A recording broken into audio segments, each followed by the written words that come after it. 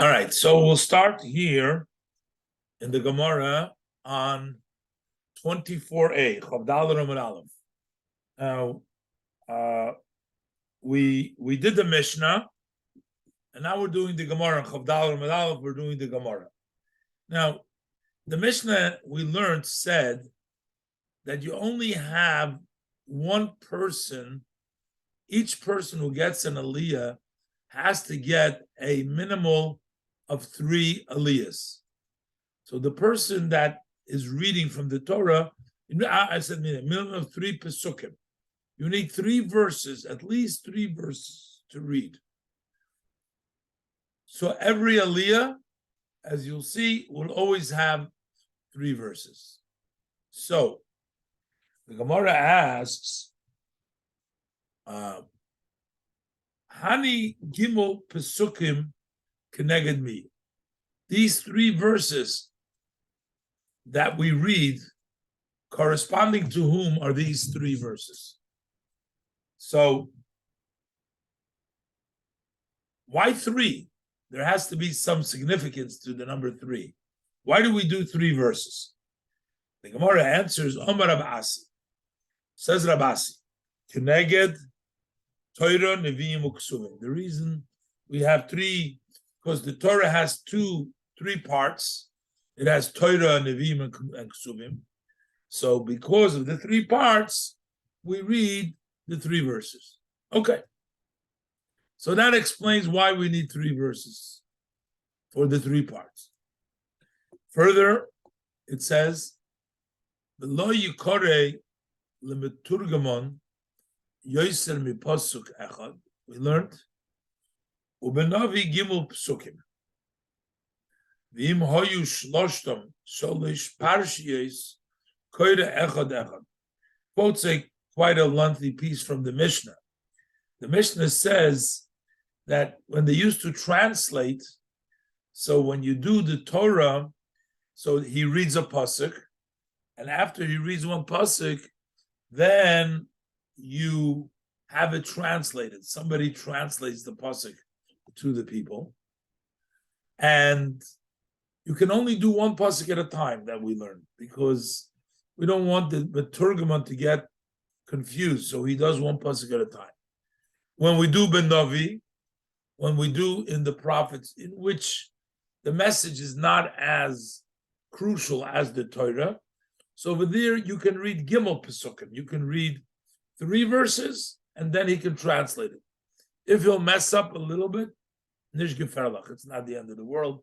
So that's why Gimel Pesukim is fine. The im hoyu shloshtam sholish parshiyos. And then it finally says that this that we're saying that you can use 3 psukim, it's only if these 3 psukim are in one portion. What is a parsha? A paragraph. That's a paragraph. If the 3 of them, however, these 3 psukim that you're reading are 3 paragraphs, so that's a different story. Then it's koyre echad echad. Then you would read one at a time. You'd read one pasuk at a time. You can't do 3 psukim of 3 parshiyos together, even by the Navi. Even by the Navi, where you can do 3 psukim, but only if they're the same parsha. But if it's 3 different parshas, you have to read and then translate one pasuk at a time. So what is an example, the Gemara says, of 3 psukim, which are 3 parshas? So it says like this, keep going. These are all psukim in Yeshaya, Perik Nun Beis. So it's Nun Beis, pasuk Gimel, Nun Beis, pasuk Daled, and Nun Beis, pasuk Hey. So Gimel, Daled, and Hey. They follow. So the first pasuk says, Ki choyom Hashem chinom nimkartem, v'loi b'kesef tigoelu. Hashem says that you were sold for nothing, but it's not money that is going to free you. And then the next pasuk seems to be talking about another subject. It says, Ki choy omar Hashem elikim, Mitzrayim Yorad Ami Barishoyna Logrisham. My nation has descended to Mitzrayim to live there. Ve'ashur be'efes ashokoi. And Ashur robbed them, other unrelated to the previous pasuk. And finally, the number 13, the third pasuk. Va'ato mali poinu Hashem kilu lukacham yichinam. Well, Hashem says what? Hashem says, what is it over here? My nation was taken in vain, for free. They all day my name is being degraded. But the Kitzer, these are psukim that are three different parshias. They talk about three different things. If you should read these things, you can't do three psukim together. You'd have to say the first pasuk, and then the translator will translate the first pasuk. You'll have to say the second pasuk, and then the Maturgma will do the second pasuk. And then when you do the third pasuk, he'll do the third pasuk. So you does Kichoyim Hashem Chinom Nimkartem. He translates it. Kichoyim Hashem Elikim Mitzrayim Yeradami Berishoyno. He translated it. Then Va'atom Alipoinum Hashem he translates. The funny thing, the strange thing over here is, when you actually look in the book of the Navi, they're not in three different paragraphs. So the Mefarshim explain, the Gemara is trying to bring an example when you have three different paragraphs that follow each other, and we're trying to say that you can't have the Meturgaman say all three together. But these are not separate paragraphs. These are really in the Torah.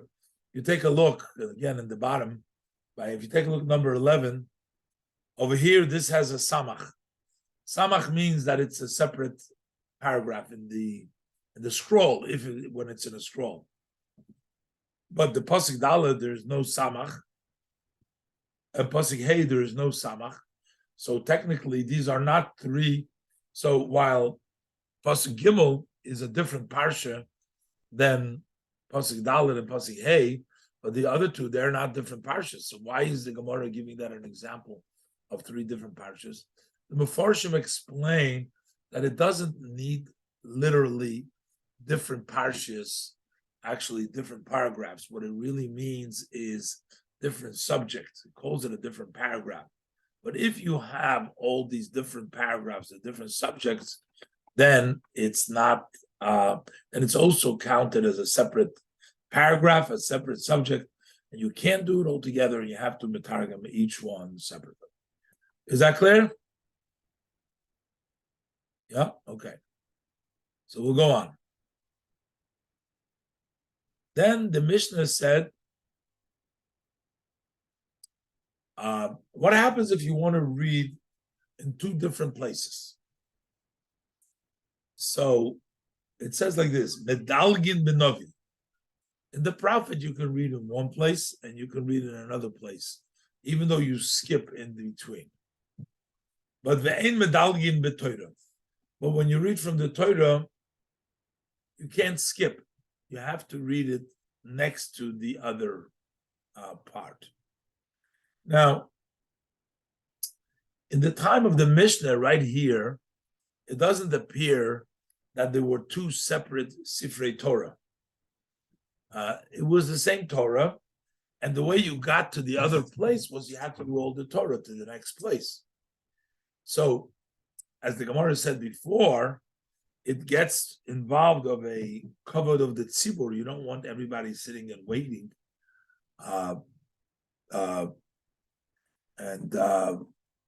He says you can't pay attention when you go from place to place. But as we'll see now in the Gemara, so we'll see the gap, how much to jump over. But the bottom line is, in the Mishnah, it says that you can only jump when you're reading from the Navi.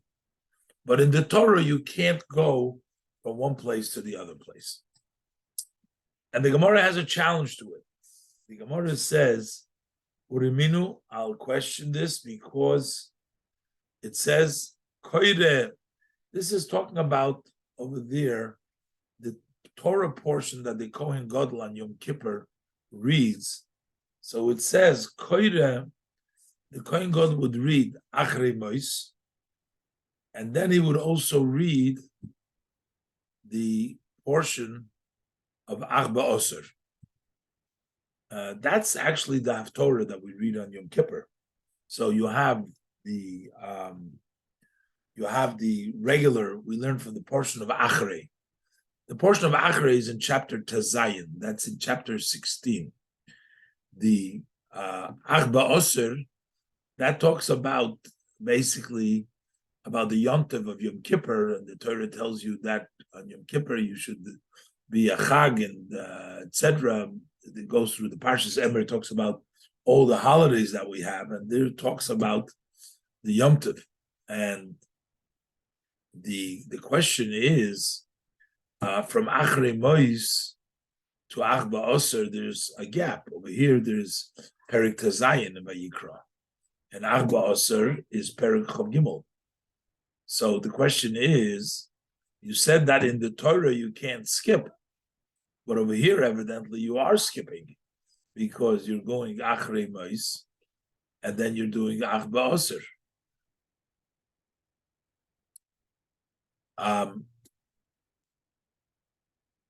I wanted to just double check that is actually the Haftorah, or it's not the Haftorah, because the Haftorah is on Yom Kippur is from the Parshas Pinchas. Let me think for a second. Let me see.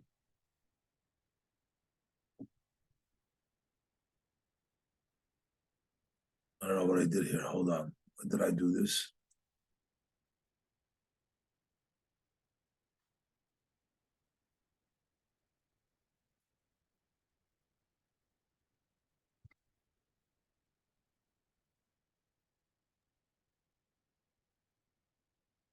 What am I doing here? Hold on.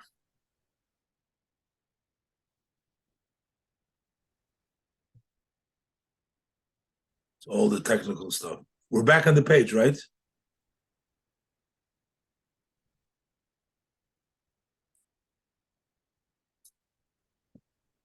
All right. So actually, I'm glad we checked it up. We don't read what we do today. We do not skip, and we don't go to the portion of Achrei Mois. But that's what it says in the Mishnah, Masechta Yoma, that you do. Now, I'm not sure why the halacha is differently. Maybe there's another opinion of the Mishnah there. But the Gemara is asking, because what it says in the Mishnah, it does say over there that Koire Achrei Mois, which is in Vayikra Tazayin, and you read in V'Arba Osir. We don't do that. But anyways, the Gemara is asking according to what it says in that Mishnah. And the Gemara asks, how can you do that? If we read in the Mishnah that that in the Torah you can't skip from one place to the other place. So how are you able to jump? How does the Mishnah say that you jump from Achrei Mois to Arba Osir? So you don't have to give that whole spiel that I said, it's one Torah. No. But over here, apparently, according to the Mishnah, that was that same Torah. They read, in the first part, they read Achrei Mois, and then they read the other parts of Arba Osir. So how come our Mishnah says you're not allowed to jump by the Torah? Here you're jumping from chapter 16 all the way to chapter 23. Let's do Rashi. Koire, who is the one that reads? So Rashi, Kohen Godel, the high priest, reads Achrei Mois. He reads the portion of Achrei Mois on Yom Kippur, and Achrei Mois is in the portion of Perik Tazayin, in Perik Tazayin. Rashi says this is Mishnah. This is a Mishnah b'Maseches Yoma.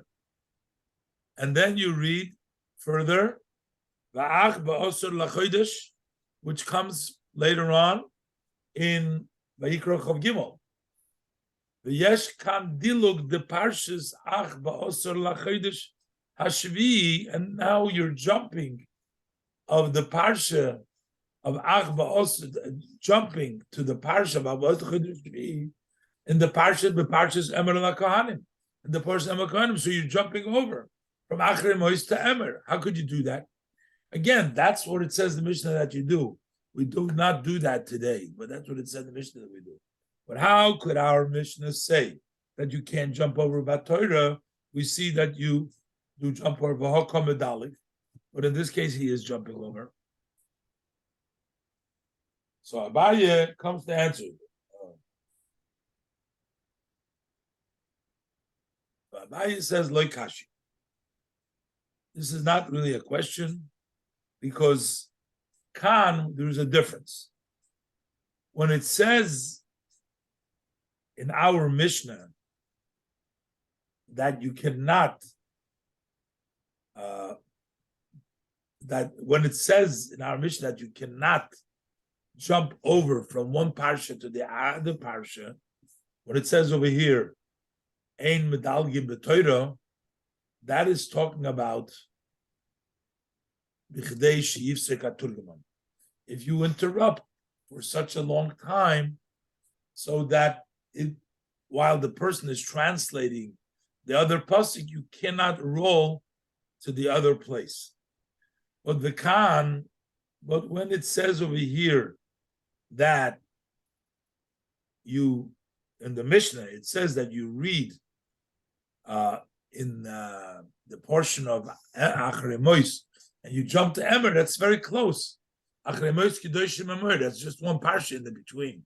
It's very easy. Over there is only so that the Turgamon will not interrupt. And in other words, he's finishing up Achrei, and while the translator is still translating the last pasuk that he read, it gives him enough time to roll to the next parsha. And that is sufficient. He is not really interrupting. He's not stopping him, because he continues, he translates, and he jumps right to the other portion and continues. Because they are close to each other. The portion of Emoir and the portion of Achrei Mois are close to each other. That's why you can do it. Right, the Gemara, but wait a minute. So now you're telling me that if it's Shelo Yifsek HaTurgimon, you can even jump over by the Torah. But before, we learned in the Mishnah,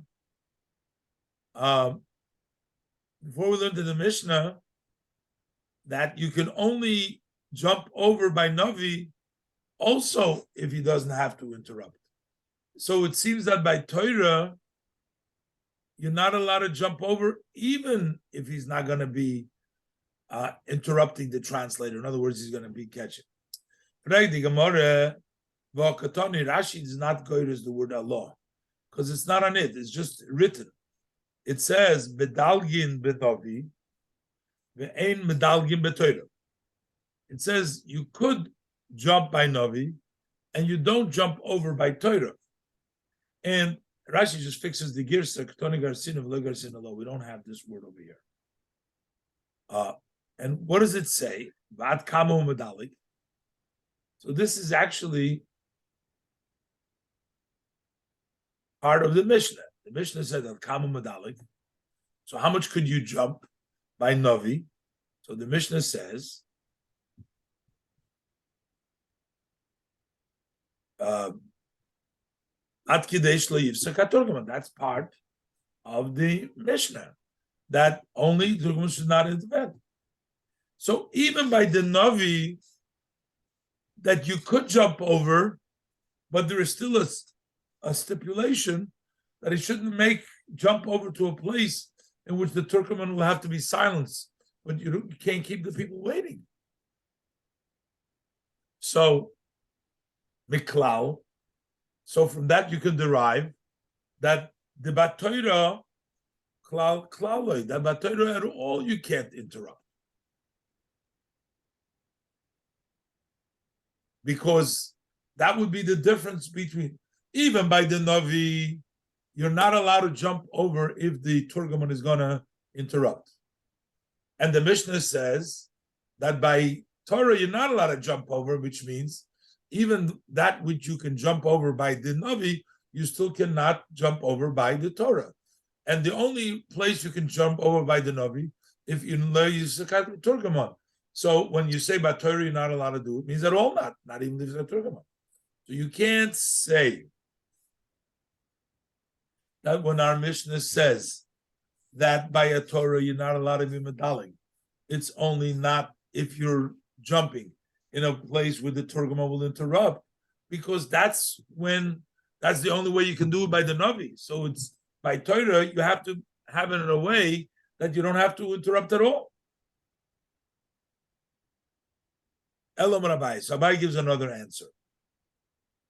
That the difference is not, you can never, if it's more than Yifsik Turgaman, you cannot do it, not by a Navi and not by the Torah, can't do it.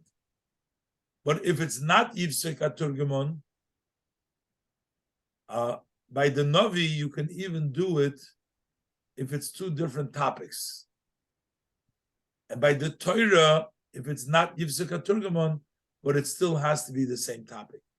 If it is the same topic, like in the case of Parshas Achrei Mois, which talks about the avoid of the Kohen Gadol, and the portion of the Emer, it's Takish Yifsik Turgaman, but it's the same subject. By the Torah, we can jump over them. When we say that you can be medalik b'Torah, it's talking about when it's two different subjects. Over there, you cannot jump over. You cannot jump over all, even though it's close to each other. But it's two separate subjects. You can't jump over, even when it's close. But by Navi, if it's close, you can still jump over, even if it's two separate subjects. That's the way that he. Let's look at the Rashi. Elam Rabbi Loikashi. Kan. Over here, where we say that you couldn't jump over, like in the case of the Mishnah in Yoma, in which it says that you read the Parshas Achrei and the Arba Asar, is talking about Be'inyan Echad. You're talking about there is one subject. Be'inyan Echad Zok Rashi, Sheshneim Medabrim B'dover Echad. They both of this Parsha that you're jumping over are talking in the same subject matter. And therefore, Ve'ein Kan Tiruf Hadas. There is no mixing up of your mind. You're still listening to the same subject. You're not jumping over to some other subject. Hilkach, and therefore, Iloi Mafsik Turgaman. In a situation where the translator does not have to interrupt, Medalik, then he can jump over. Why? They both talk in Yom Kippur. So why does it say in that Mishnah you can't jump over? It's talking about two separate topics. So Masnisi the Katoni Klal Loi, the Mishnah that says you can't do it at all, is talking about Mishnei Inyonim. You can't read in two separate subjects if you have to jump over, even if it is no one Hefsek in the Turgaman. The Goyen has, for example, the Parshas Negoim, the Parshas Zovin. The portion of leprosy to the portion of the flow. I don't know, it doesn't say here the exact parsha where they're talking about, but that's jumping from subject to subject. One is talking about a play, one is talking about a flow, tumor flow. So these are different. It's interesting. They're both tumor. The parsha of Tazria and Metzora, they talk about the portion of Negoim.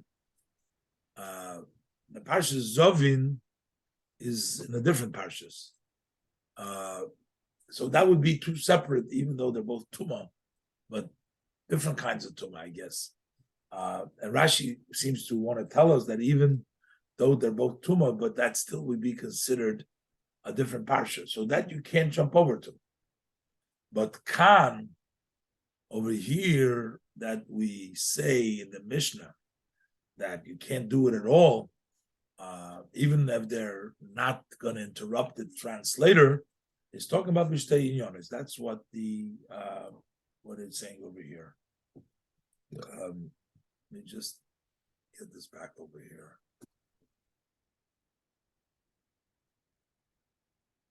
Okay.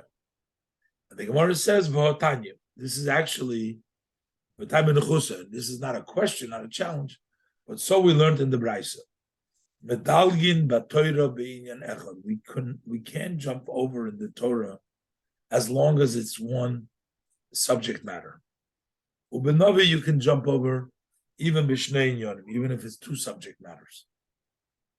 However, kan v'kan, both by the Torah and by the Nevi'im, it's only b'chdei shle'yivsa kameturgman, as long as the translator does not have to interrupt, so you're not going to have the people waiting. So that's one brisa that we learned to support this. Tanya Idoch, we learned in another brisa, Ein medalgin menovi lenovi. Even though we just said that you could jump over from the from one topic to another topic, but that's only if it's the same prophet. But you cannot jump over from one prophet to another prophet. So read in two separate prophets. Why? Rashi explains.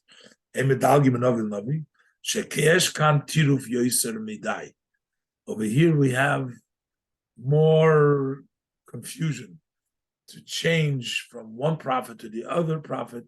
Even by the Navi, you can't do that. However, we have what they call Trei Osir. That's the 12 short prophets. They're basically in one book, and each prophet just has a few chapters in it. So that's considered like one. So he's saying that in the Navi shall Shneim Osir, in the Navi of the 12, of the Trei Osir, over there Medalig, over there you can actually jump over. Ubilvad, but even in the Trei Osir, you can't go from the back, the end of the book, to the beginning. You can go from the beginning to the back. Basically, that the entire Trei Osir is considered to be as one book, and therefore that does not constitute two separate inyanim, and therefore that would be okay for the for him to go there. Okay, let's go weiter. Mishnah. Dr. Mishnah. See, the thing is, when we learn about Mishnayos, which also deal with day-to-day stuff, we don't do it exactly. A lot of the things that it says here, we don't do it exactly. So it just causes us problems because we want to know, why did it change? Where does it come from? What you're learning back in the Mishnah, but it's not always the minhag like we just read over there in the Gemara. So academically, there's a discussion, but practically, we don't do it that way today. Let's do the next Mishnah. There's also, this Mishnah has a lot of, practical that we do today, and it doesn't exactly fit the way it's over there. Apparently, in those days, they had the one that was Poiris as Shema. What exactly is Poiris as Shema mean? Either it means the blessing. Poiris as Shema, meaning the parts of Shema. You have in the Shema, you have the brachas that you say before and after. So, there is a Shliach Tzibur that reads, after Baruch Hu, we do the brachas Krishma. That part is called Poiris al Shema. That's one Poiris al Shema. It looks like they used to have a chazan who used to do the Poiris al Shema, and then there used to be somebody who used to get the Haftorah in the prophets. And nowadays, there is a certain chashivus, there's a certain importance in maftir. See, people fight, they want to get maftir, especially when you have a yortzeit, you want to get maftir. That's a big thing. But in the time of the Mishnah, actually, the maftir was considered to be on a lower level, because even a minor can do technically maftir in the Navi. You don't need to be an adult. So it's not considered as important as the rest of the Torah reading.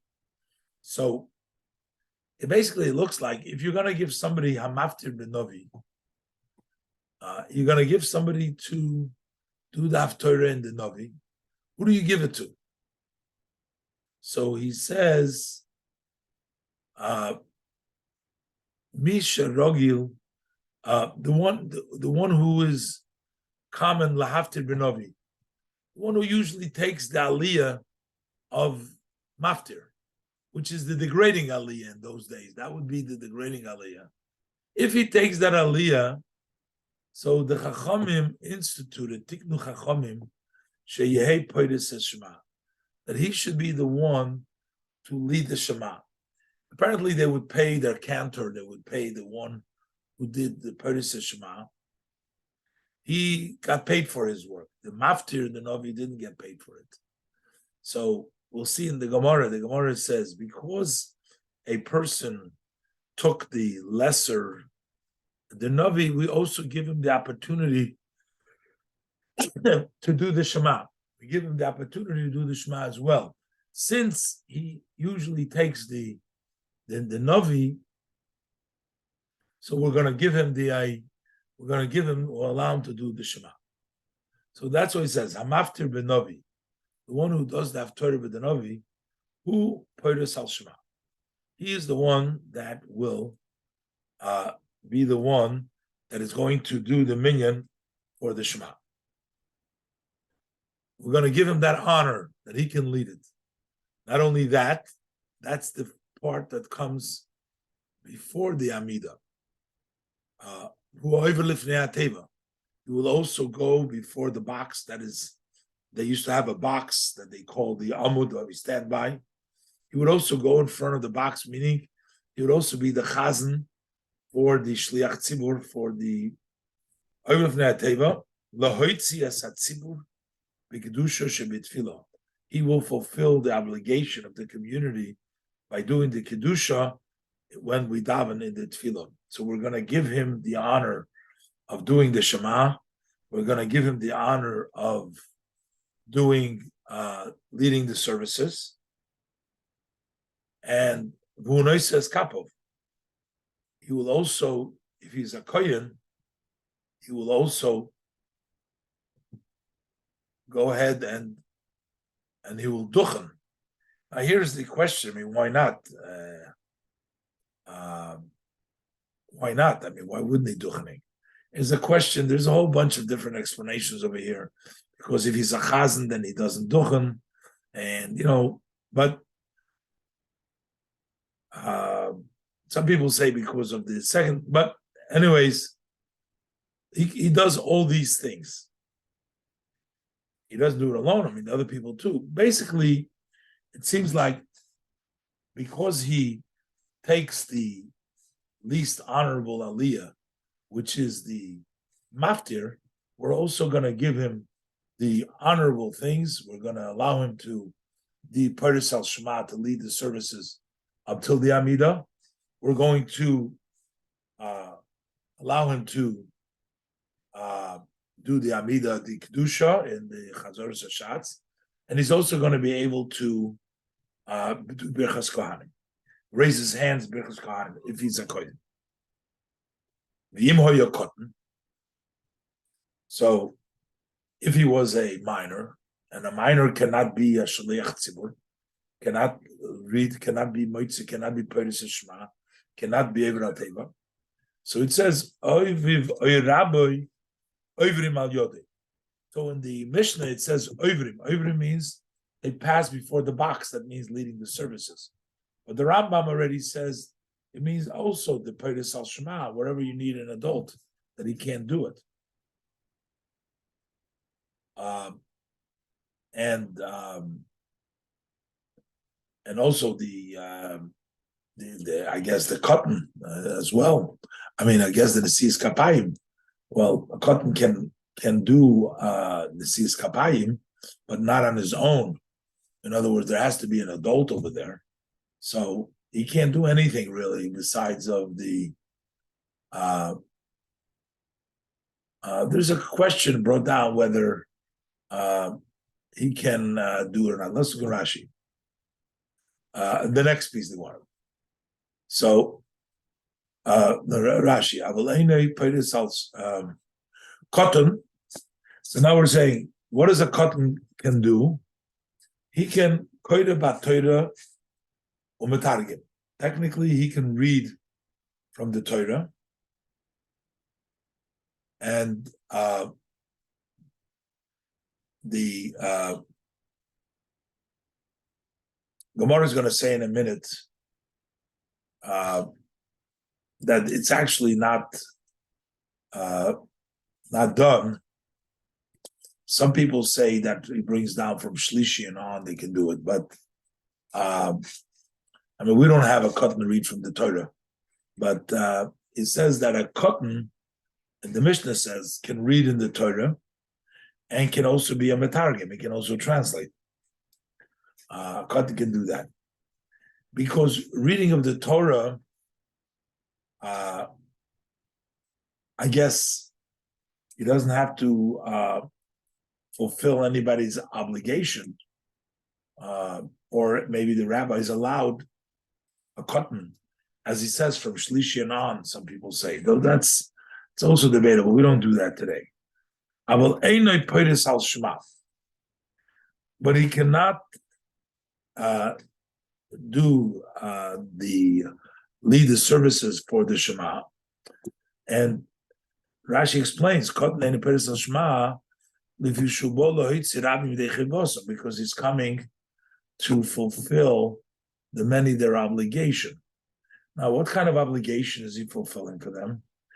There's no kedusha or anything else over there, but it's just the minyan, like we say Kaddish, Kaddish, Kaddish, also in the birchas before the Shema. All of it is the, maybe he does the brachas and the people just say Amen, they don't do the brachas itself. That could be the Paris al Shema. He would just read it. I mean, today we don't do it that way. Today everybody does their own brachas, but over there was something about the person fulfilling the other people's obligation. And Rashi says, since he himself is not obligated, he cannot fulfill others' obligation. So he can't do the Amud before the Amida. Again, there's not that much to be yoitz over there. Other people want to say the Peres al Shema is talking about the Shema Yisrael that you do when you take out the Torah, but I'm not sure exactly which obligations, and that would only apply on Shabbos when you do the Shema Yisrael. And by us, he does it and everybody else does it. But it seems quite clearly that it's talking about the blessings that come before the Amidah. And the bottom line is it needs a minyan. And since he is not obligated, he cannot fulfill others their obligation. So that's the Peres al Shema. He can also not lead the services, like we said before. And also, he cannot also do Nesias Kapayim. So we mentioned before, is it by himself or is it together with others? And Rashi says, Im koyenu she'en kvoida shel tzipur li yisfufim leberchosoi. It is not the honor for the community that they should be bent to his blessing. It looks like there's an issue over here. If it's only he's the only Kohen, if a minor is the only Kohen, it says over here you can't do it. But can he do Birchas Kohanim with the others Kohanim? But we know in practice that we do that minors do. But I guess in this case, if he'll do it by himself, so it seems like a minor is blessing the rest of the community. That's not honorable. So okay, so that's the status of a kohen. What is the din of a poichich? A poichech is a person who goes that his thighs are visible. He's not covered properly. A person who's not dressed properly so that you see part of his body. It's called a poichech.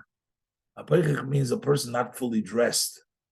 And Rashi brings down the Mesechus Sofri Mefarish, and Badiri explains a poichech is kol shekarov nirim, that his thighs are visible. So he's not fully covered. As he brings the pasuk in Yeshaya, over there it says they were going Orim v'Yochid. Orim v'Yochid is metargim artiloyu pachach. So that attaches the Yochid means barefoot, naked and barefoot.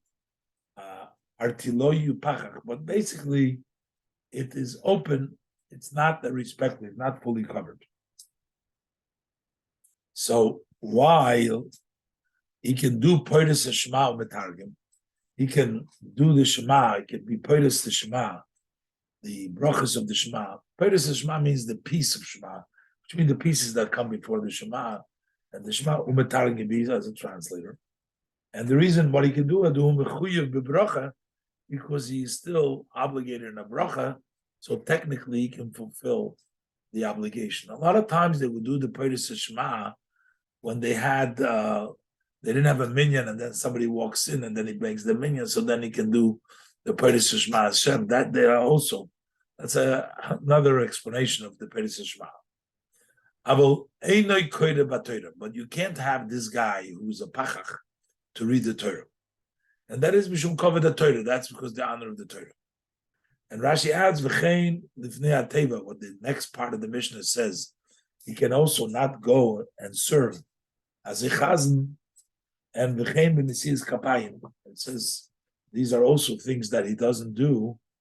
Why? V'nesias kapov.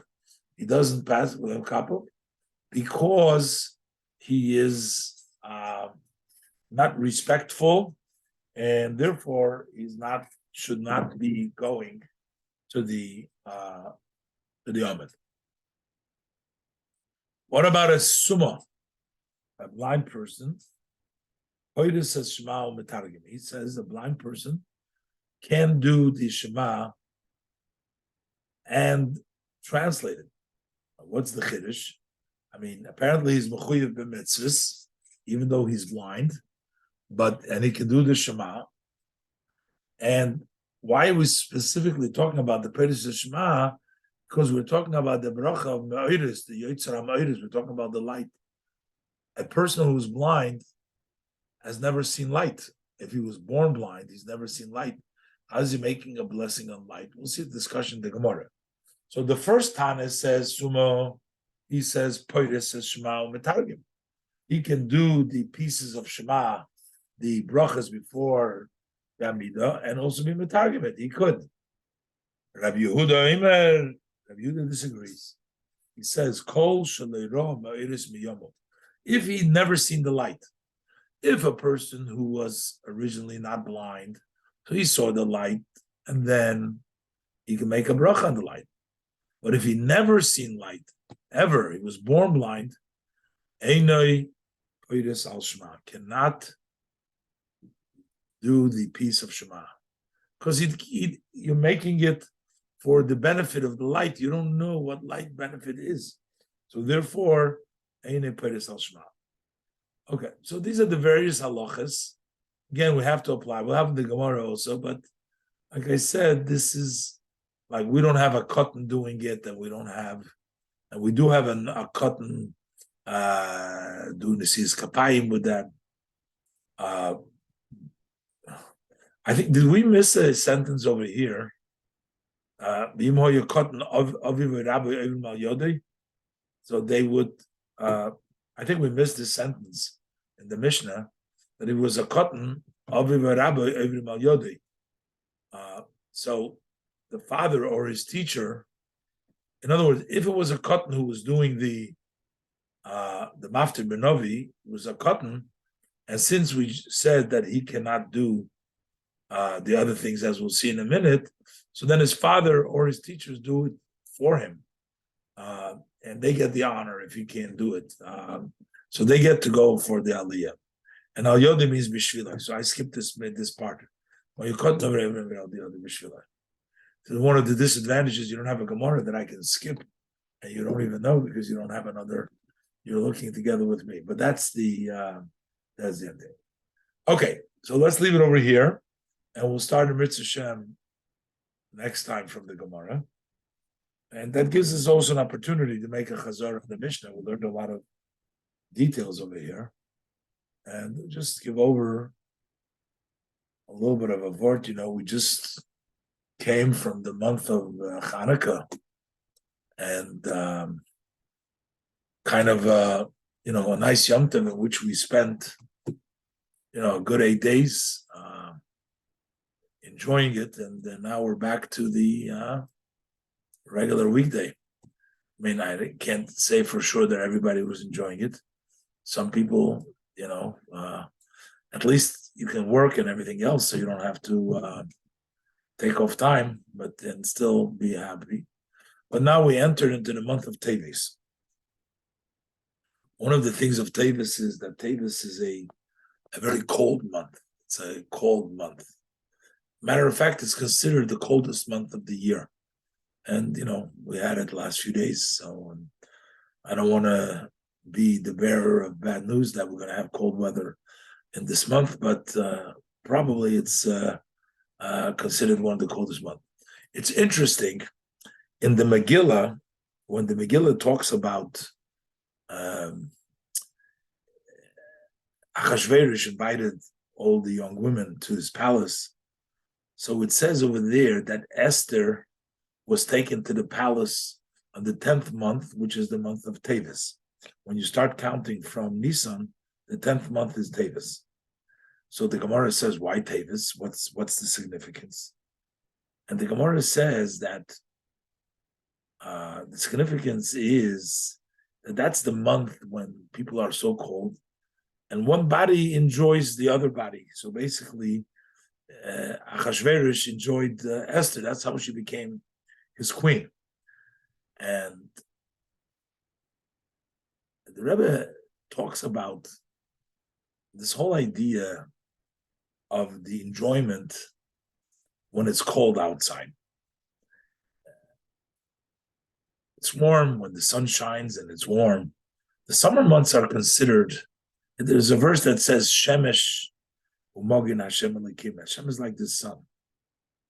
The sun, when it shines, during the summer months is brought down. It's actually easier to get closer to Hashem. It's easier to connect because there is sort of a revelation. There's a warmth. There is a shine. There's light.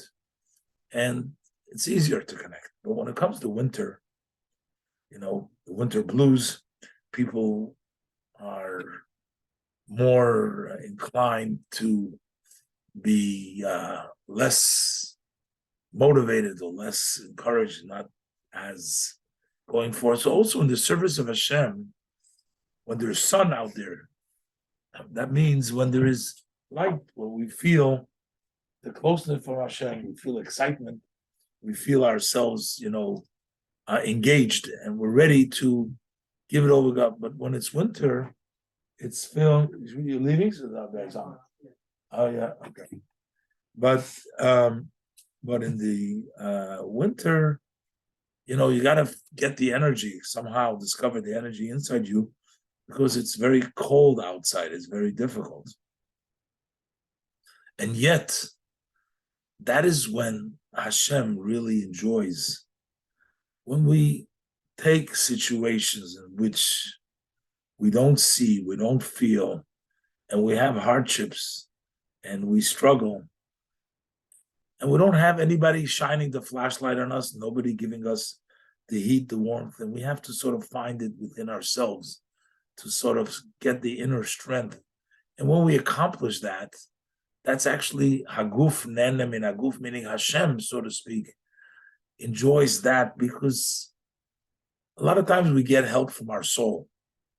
The soul shines and the soul helps us to do what's right.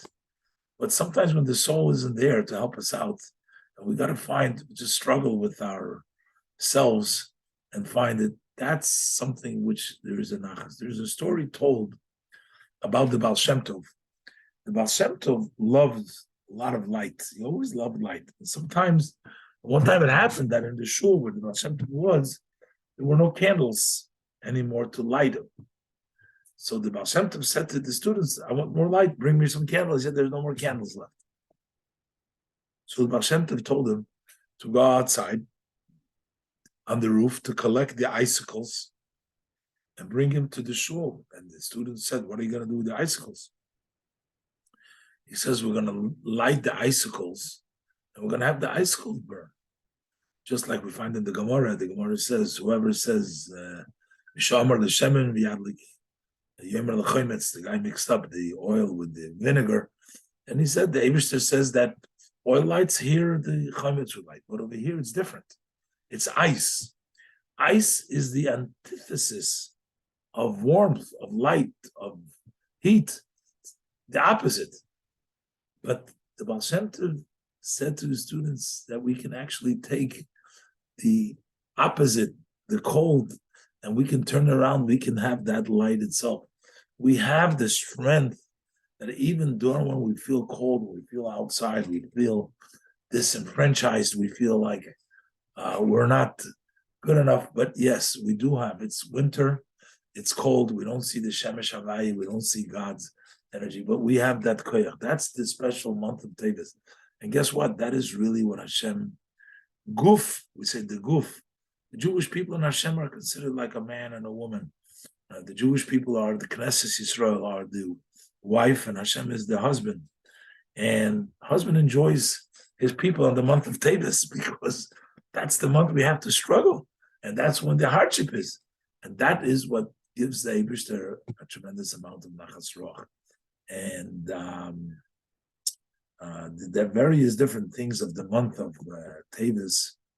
We have the 5th of Tevis coming up, which is the Chabad became the holiday of the Dam Notzach, in which there was a tremendous challenge because a grandson of the previous Rebbe, who the Rebbe idolized more than anything else, his father, the Rebbe was a chassid, the greatest chassid of his father-in-law, and his own grandson brought up a challenge. They took the books and they challenged the Rebbe, and eventually the courts decided that the books were the property of Chabad, and the Rebbe was fully vindicated, and it was proven that the Rebbe is the ultimate heir and the ultimate leader, and the chain of all the Chabad Rebbes has been restored without any challenges. But this was like the deepest cold and freezing in Tevis, the 5th day of Tevis, in which